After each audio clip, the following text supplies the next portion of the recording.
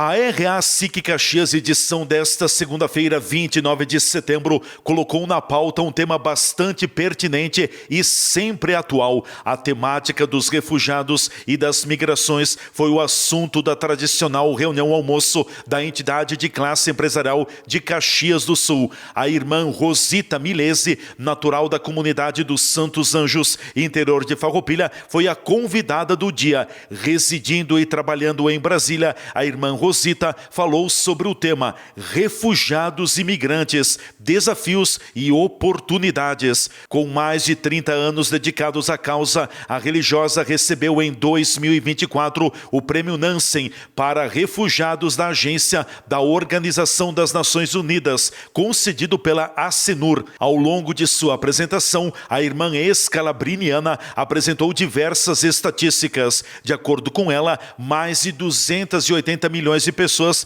vivem fora de seus países de origem. A religiosa apontou ainda que, somente em 2005, Caxias do Sul contratou 5.705 migrantes e refugiados. Durante a entrevista coletiva à imprensa, após o encerramento da RA SIC Caxias, a irmã Rosita Milese falou do seu envolvimento com a causa dos refugiados e migrantes. Gosto de destacar várias coisas positivas. Eu penso que há sensibilidade pela causa e isto é um princípio fundamental. Há também a presença numerosa de migrantes e refugiados e os migrantes e refugiados também às vezes são, digamos assim, quando começa um fluxo, outros também vêm porque encontrando aquilo que eu destaco como um grande bem, que é a oportunidade de emprego e de trabalho, outros também vêm e outros virão.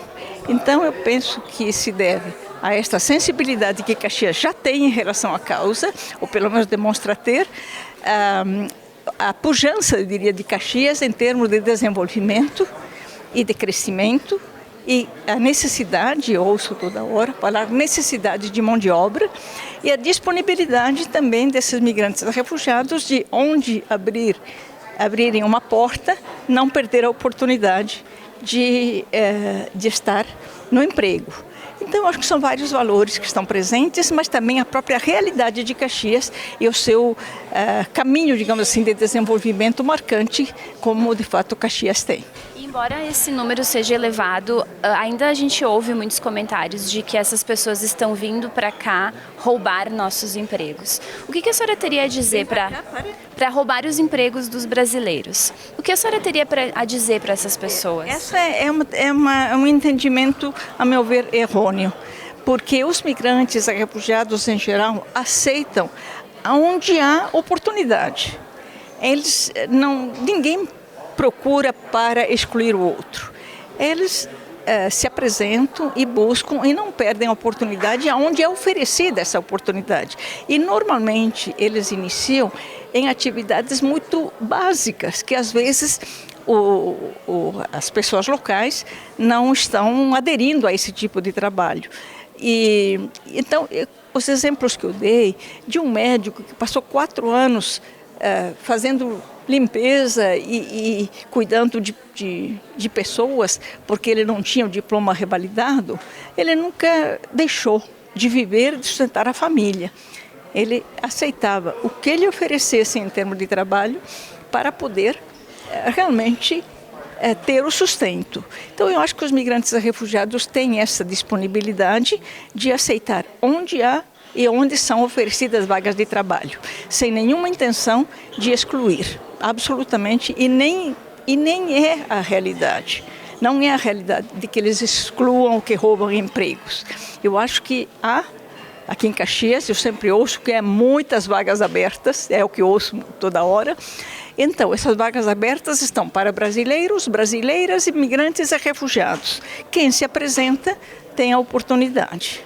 Irmã, essa questão da migração e dos refugiados é um tema muito pertinente de todo momento. A senhora falou muito na palavra humanismo, temos muitos exemplos, mas talvez precisam mais. De que forma a gente pode agir para que se tenha mais atitudes de humanismo? vendo que os migrantes e refugiados, embora cheguem e aparentemente os vemos como se fosse alguém que está vivendo normalmente na região, não é bem assim. Porque os migrantes e refugiados chegam sem nada. Absolutamente nada. Então, é diferente de um brasileiro ou brasileira. Eu nunca defendo privilégios para os migrantes e refugiados. Eu defendo especificidade, ou seja, trata-se de famílias, de pessoas que estão chegando, têm que aprender o idioma, têm que se inteirar na cultura local, têm que entender a dinâmica da sociedade e precisam trabalhar necessariamente porque é a única fonte de renda que eles têm. Eles não têm uma caderneta de poupança, eles não têm conta bancária, eles são às vezes sozinhos. Então isso é especificidade, é isso que eu quero dizer.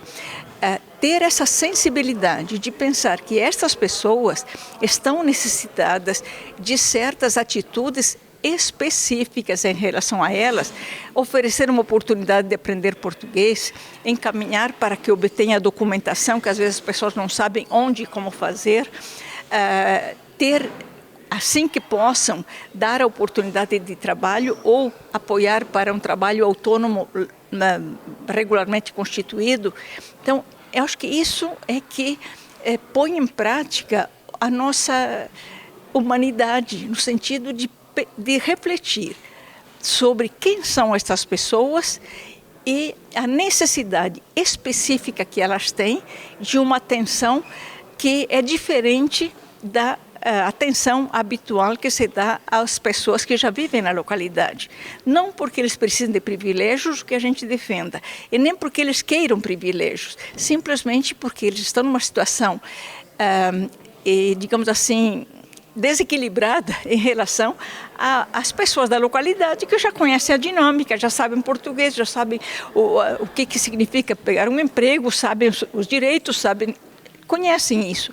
Eles não, eles são pessoas que precisam desta dimensão de solidariedade, de compreensão, de escutar um pouco a história deles, porque além de tudo que vemos na sua vida, eles têm também a dimensão psicológica, a dimensão emocional. Eles estão chegando, ficou para trás tudo que eles tinham construído na vida, ficaram para trás familiares, estão aqui para recomeçar com desafios enormes para eles, coisa que para nós seria algo rotineiro, para eles é um desafio, porque não conhecem, porque não tem recursos, não tem onde buscar.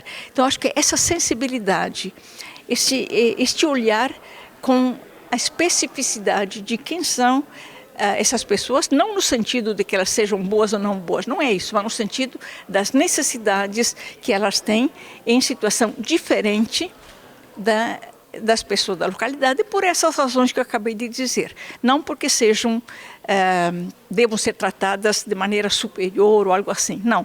Simplesmente estarmos abertos a esta especificidade e oferecer oportunidades para que elas possam, através dessa nossa abertura, entender o contexto e entrar na dinâmica da sociedade e contribuir, que é o que elas querem, trabalhar, ganhar o seu sustento, contribuir com a comunidade local. Irmã, a questão climática, né, um fator tão importante, a senhora falou da preocupação que existe com o futuro do planeta e principalmente as migrações. O que se enxerga sobre o futuro do mundo diante dessa situação climática? No momento, é uma questão que está muito evidente para todos e todas, que as questões climáticas, a alteração, a degradação da natureza está gerando consequências gravíssimas para o ser humano, que temos milhares e milhares de pessoas deslocadas forçosamente devido a estas questões decorrentes, porque os terremotos, todas essas questões de inundações, mudança de clima, etc., decorrem da alteração praticamente que se está produzindo na natureza. E se nós não implementarmos com força e com garra medidas que recuperem minimamente a natureza e possam dar à natureza a possibilidade de ser natureza originalmente, nós vamos caminhando para para um futuro de autodestruição.